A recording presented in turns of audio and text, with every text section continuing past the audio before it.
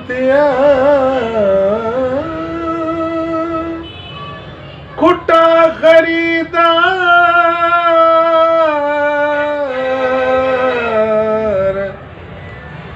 हीरे लाल जवाहिर जी के साल कलंसार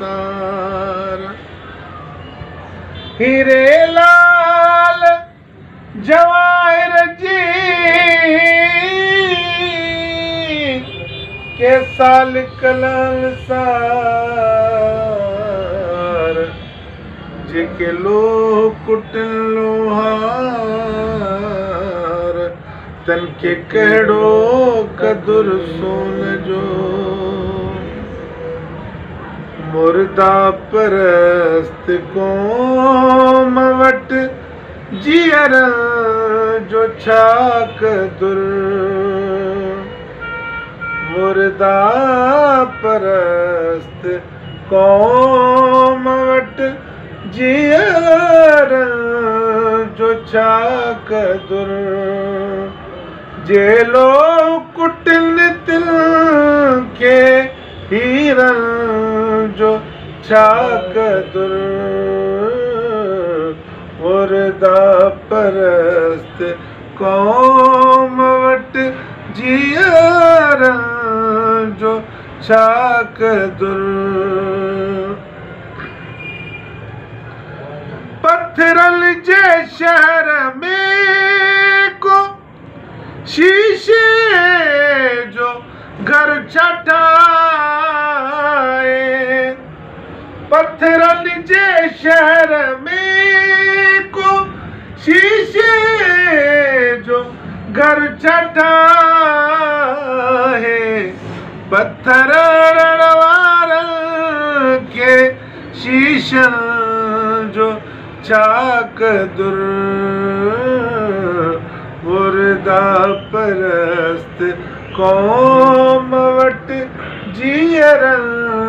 जो छा कदुर जेलो कुटिन तिल के हीरन जो छा कदुर मुर्दा परस्त क़ौम वटि जीअर जो छा कदुर उते सनाण जे सिक जी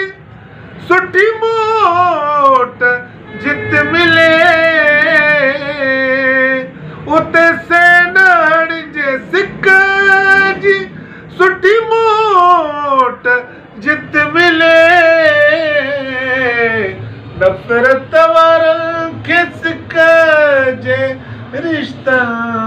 जो छा कदुर मुर्दा परस्त क़ौम वटि जीअर जो छा कदुर जेलो कुटिन तिल के हीरन जो छा कदुर मुर्दा परस्त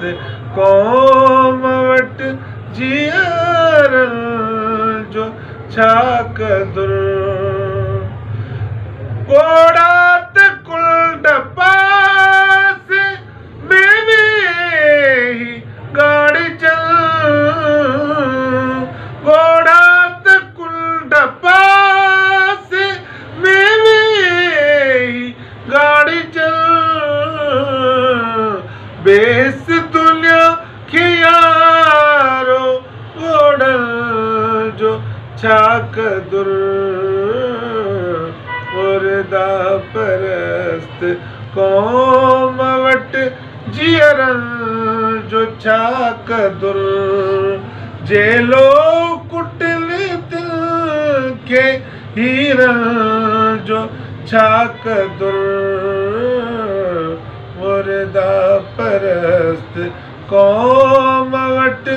जीअर जो छा कदुर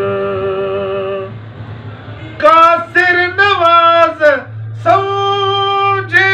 ताजाब वक्त थी कासिर नवाज़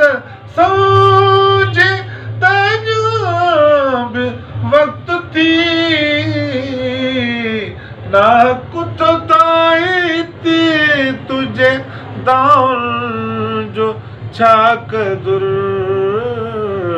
मुर्दा परस्त क़ौम वटि जीअरनि जो छा क़दुर जेलो कुटनि दिल के हीरनि जो छा क़दुर मुर्दा परस्त क़ौम वटि जीअरनि जो छा क़दुर।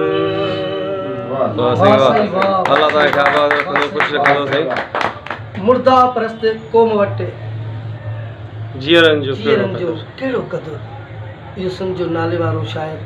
सैयद कासिम नवाज़ शाह जे पंहिंजी ख़ूबसूरत आवाज़ सां ऐं असां पंहिंजी क़ौम खे भेटा ॾिनी ऐं बहितरीनु गीत ॿुधायो ऐं उनजी साईं जी तमामु सच पुछो त इन शाइरीअ